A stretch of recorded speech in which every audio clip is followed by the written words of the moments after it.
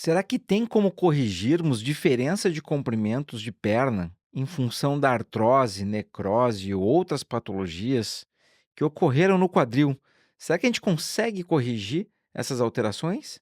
E se sim, como? Como que é feita a correção de comprimento, a dismetria de um paciente que tem uma diferença de comprimento entre uma perna e outra através da artroplastia total do quadril? Olá, meu nome é Davi Guzmão, sou médico ortopedista focado nas patologias de quadril em ossos e cartilagem. E hoje vamos entrar um pouco em como que a gente faz para corrigir uma dismetria, diferença de comprimento entre uma perna e outra. E vou usar um caso aqui real para mostrar para vocês como que a gente faz essa transformação, porque isso é uma verdadeira transformação na vida da pessoa e no quadril dela. E talvez isso possa inspirar você a criar coragem e conhecer as possibilidades que existem de correção numa artroplastia do quadril. Então, vamos pegar aqui o caso de exemplo. Então, aqui estamos vendo o raio-x de um paciente que teve uma sequela de uma infecção que levou à osteonecrose da cabeça femoral e da parte do acetábulo. Então, a doença inicial foi um problema de infecção num quadril natural, que levou a esse grau de desgaste devido a uma osteonecrose da cabeça femoral e da parte do acetábulo. Então, notem aqui a diferença que a gente observa. Esse aqui é o quadril do paciente que está próximo do normal, tá? E esse é o quadril que está machucado. Se nós formos desenhar uma linha ao redor do quadril natural, só para chamar a atenção de vocês aqui, a esfericidade, que está dentro do normal, e vamos desenhar no quadril que está danificado, para vocês terem uma noção do quão machucado está essa articulação. Notem aqui nesse caso que isso aqui nem parece uma esfera mais. O quadril está muito machucado. E obviamente tem certeza que está evidente para vocês aqui essa obliquidade da bacia. Quando a gente traça uma linha nos isquios, e a gente começa a notar que a diferença de comprimento entre uma perna e outra. Porque essa perna aqui, ela ascendeu, ela subiu em função desse desgaste aqui de cima. E não só ela subiu, como ela também medializou. Notem que esse ossinho está mais perto desse outro osso. Esse aqui é o pequeno trocânter e aqui é o isquio. E notem aqui a diferença que seria normal comparando do outro lado, tá? Nós usamos muito o lado oposto para nos ajudar na correção dessas alterações. Aqui eu salientei para vocês alguns pontos aí para vocês irem conhecendo as terminologias, né?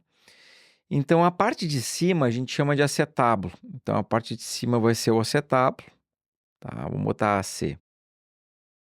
E que no lado que está pintado de laranja é o lado que foi danificado.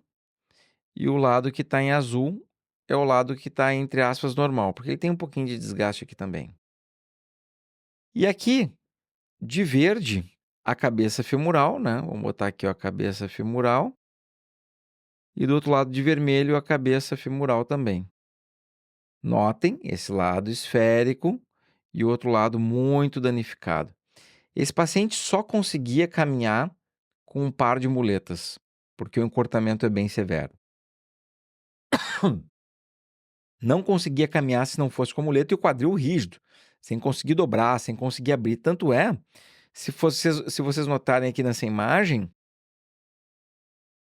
essa perna aqui ela está mais aduzida e essa aqui ela está um pouquinho mais aberta, tá? Essa adução que está acontecendo aqui desse lado é porque a parte aqui de cima está travada e aí a perna não abre, ela fica sempre fechada. Tanto é que os tendões adutores dessa região que devem estar muito tensos.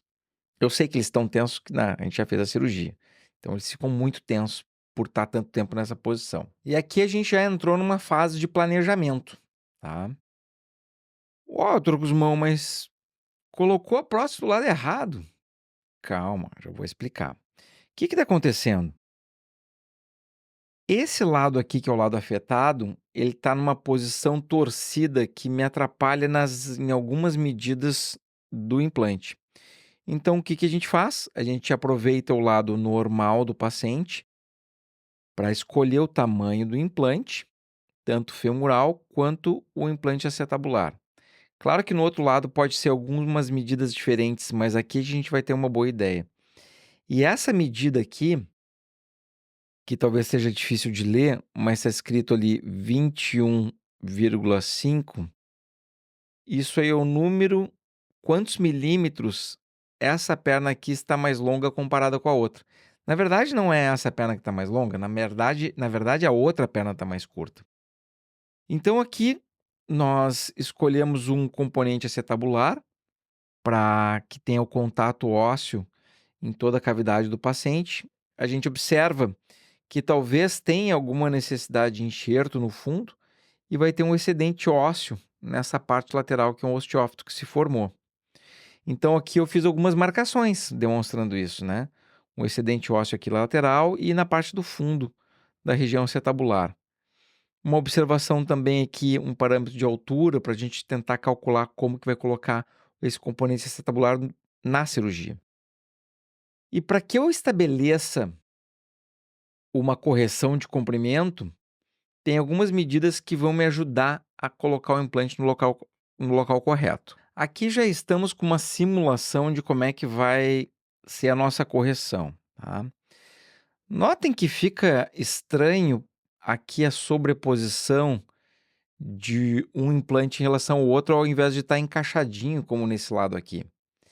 Isso é porque o software que eu estou planejando, ele já me informa que eu tenho que colocar a haste aproximadamente a 9 milímetros do topo desse osso aqui, que a gente chama de grande trocânter, e a haste tem que entrar em torno de 9 milímetros para que essa correção aqui me dê os 21,5 milímetros que o paciente tem de um lado do outro. Então, essa sobreposição aqui, ela está ocorrendo enquanto a gente não reduz a prótese, né, coloca ela no lugar. No momento que a gente coloca ela no lugar, ela fica encaixadinha exatamente na posição que a gente deseja. Aqui observem o antes e depois, e a gente está falando só de olhar a perna do paciente por enquanto. Olhem antes a diferença de comprimento que tinha um lado para o outro, né? Vou traçar uma linha aqui para chamar atenção a essa diferença de comprimento de um lado em relação ao outro. E do outro lado, as pernas exatamente iguais, né? Observem aqui que atingimos aí o equilíbrio entre uma perna e outra. Isso é extremamente positivo para o paciente, para que não só o quadril dele funcione bem em relação ao comprimento, mas também que funcione bem na tensão de toda a musculatura que está ao redor do quadril, que vai comandar ele para ele se movimentar. Aqui, quando a gente observa, né, o raio-x de antes, com como é que estava o pé do paciente, e depois, agora a imagem do implante colocado e o ajuste do comprimento das pernas. Notem que várias coisas foram ajustadas aqui, tá? Nós ajustamos o offset, que é essa distância é a distância, na verdade, do centro do fêmur ao centro do corpo, ou pode ser feito do centro do fêmur ao centro da cabeça femoral, mas uma maneira de visualizar isso é ver essa distância aqui, ó, do pequeno trocânter ao isquio, uma maneira de visualizar. Notem que agora está igual dos dois lados, onde antes, conforme eu marquei para vocês, estava diferente, né? Vamos fazer essa marcaçãozinha aqui então, aqui, ó. Pequeno trocânter dos dois lados, isquio dos dois lados, e essa distância agora ela está igual. E também o comprimento do paciente, como vocês viram ali nas pernas, o comprimento também está igual. E o que foi feito aqui então? Foi feito uma prótese total de quadril com uma haste cimentada. O cimento ortopédico, que é uma espécie de acrílico, ele é essa sombrinha que está aqui em volta, tá? E nesse caso, como o paciente tinha uma sequela de infecção, também foi utilizado o antibiótico misturado no cimento para dar uma proteção extra ao paciente em relação à infecção. Na parte de cima temos um componente acetabular, que é essa concha aqui, é o componente acetabular. Entre o componente acetabular e a cabeça do fêmur, nós temos o polietileno, par tribológico selecionado, e essa partezinha aqui é a cabeça do fêmur. Então a prótese, ela contém 4 partes, né. Então vou utilizar cores diferentes aqui para facilitar. Então, o componente acetabular, que é de metal, ele é uma concha. Aí por dentro tem o polietileno. Aí temos a cabeça femoral de cerâmica, nesse caso essa foi a seleção. E aqui eu vou usar azul também, porque a haste é metálica também, então a haste também pintada de azul. E com todo esse planejamento feito prévio, é que a gente consegue fazer essa restauração, né, e devolver para o paciente esse equilíbrio aqui entre uma perna e outra. Isso aqui é extremamente importante para o paciente voltar a ter a sua dinâmica natural do quadril e ter a sensação novamente de um quadril natural, podendo atingir o que é chamado forgotten hip e dessa forma ele esquecer que realizou a cirurgia do quadril. Pessoal, esse quadro aqui é um quadro muito dramático, tá? Imagina uma pessoa que na faixa aí dos 50 e poucos anos, que não consegue caminhar sem um par de muletas. Extremamente deletério para a vida da pessoa. Esse caso, conforme eu falei, foi um caso que foi a causa do desgaste, foi uma infecção que levou à osteonecrose, que levou ao desgaste.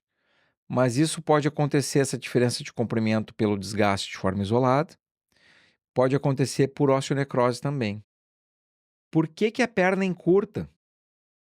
Porque houve a destruição óssea da cabeça femoral e do acetábulo. Quando a destruição óssea está restrita apenas à cabeça femoral, é algo menos grave. Agora, quando ocorre lesão acetabular e lesão da cabeça femoral, é mais grave. Porque quanto mais tempo se espera para fazer essa correção, mais difícil será de realizar. Às vezes precisando de enxerto ósseo, às vezes precisando de algum tipo de implante